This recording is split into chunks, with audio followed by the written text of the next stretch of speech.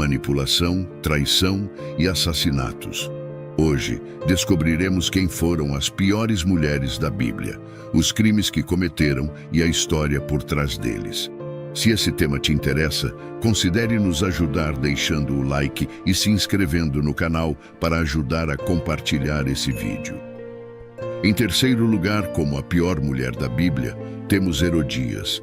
Antes de falarmos de sua atrocidade, precisamos entender o que aconteceu com João Batista.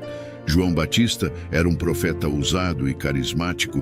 Começou a pregar nas regiões ao redor do Rio Jordão, denunciando pecados e encorajando as pessoas ao arrependimento. Ele atraiu uma considerável quantidade de seguidores devido à sua mensagem impactante e à sua vida de devoção no deserto. A situação ficou tensa quando João Batista criticou publicamente o casamento de Herodes Antipas com Herodias.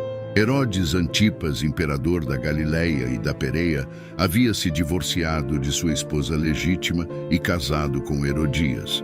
O problema é que ela também havia se divorciado recentemente de seu marido, e ele era Filipe, irmão de Herodes Antipas. O casamento de Herodes Antipas com a esposa divorciada de seu irmão não era apenas uma questão moral, mas também desafiava as leis judaicas.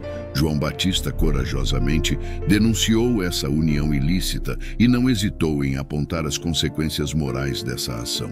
Seu discurso inflamado não passou despercebido por Herodias, que, ofendida e ameaçada pela mensagem de João, desejava matá-lo. Porém, Herodes Antipas tinha uma relação de admiração por João Batista.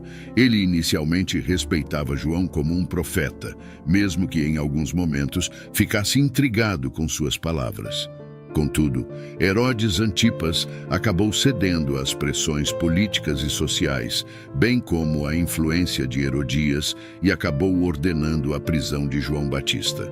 João Batista, enquanto estava na prisão, torna-se uma figura de resistência, mantendo-se fiel aos seus princípios mesmo diante da adversidade.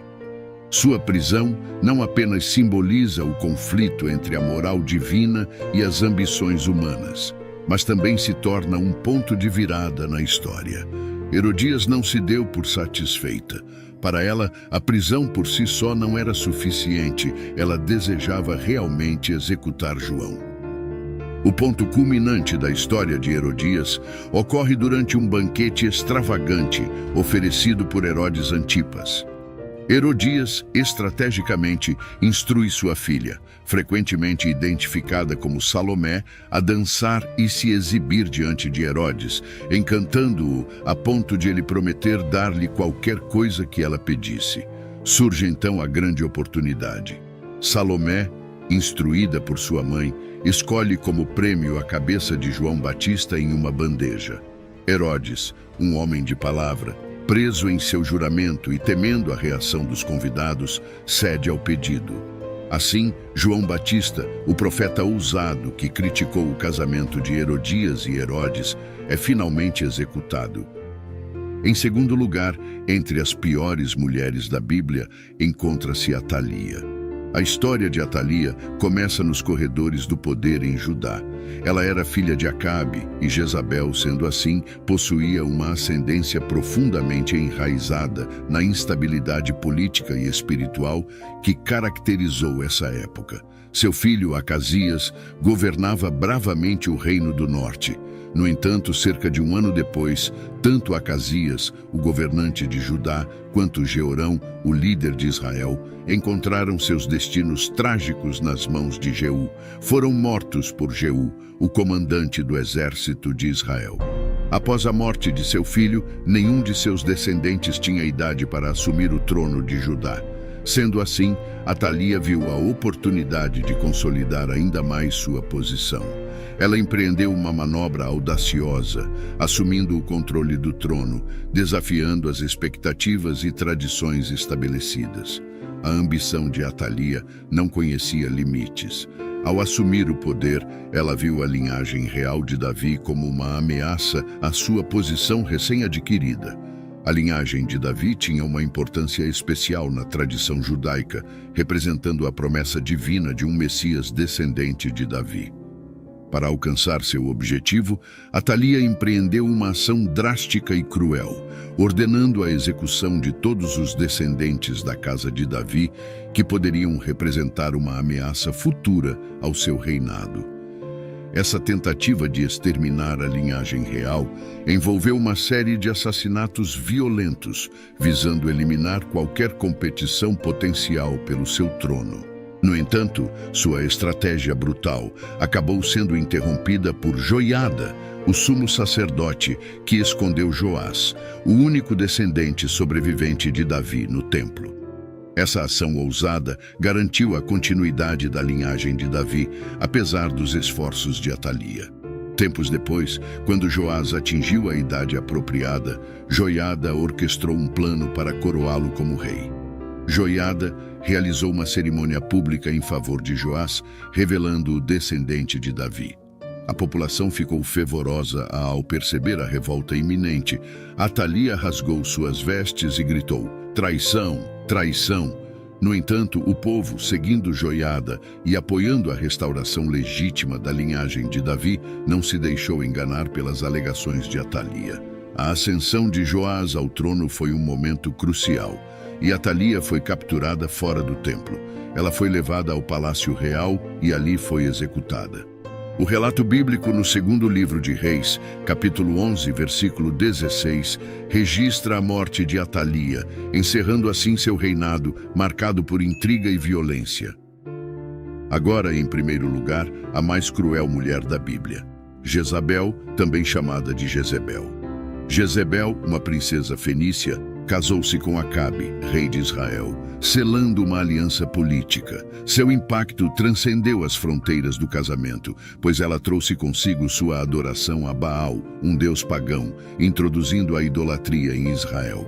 Seu casamento com Acabe tornou-se uma união marcada por uma influência poderosa, mas negativa, que lançou sombras sobre a nação. Jezebel foi uma defensora ferrenha da adoração a Baal, incentivando a construção de altares e templos dedicados a essa divindade pagã. A idolatria floresceu sob sua influência, afastando o povo de Israel de sua fé tradicional.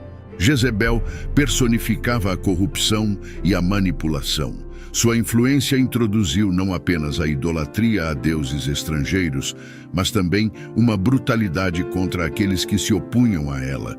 Ela ordenou a execução de vários profetas de Jeová, eliminando aqueles que se opunham às suas crenças religiosas, incluindo uma intensa perseguição ao profeta Elias, cuja vida foi ameaçada pela fúria da rainha. Além disso, ela abusou do poder real para financiar e apoiar centenas de profetas de Baal, usando recursos do Estado para promover essa religião estrangeira. Uma passagem marcante da Bíblia, a respeito da perversidade de Jezebel, conta a história de Nabote, um homem justo e proprietário de uma vinha ao lado do palácio real, recusou-se a vender sua propriedade a Acabe, mesmo quando o rei ofereceu uma compensação justa. O desejo de Acabe pela vinha de Nabote tornou-se uma obsessão, mas a recusa do homem justo permaneceu inabalável. Aqui entra a perversidade de Jezebel. Vendo o abatimento de Acabe por não conseguir a vinha, ela elabora um plano malévolo para satisfazer os desejos do rei. Jezebel conspira para incriminar falsamente Nabote, organizando falsas acusações contra ele. Testemunhas mentirosas são convocadas para acusar Nabote de blasfêmia contra Deus e contra o rei.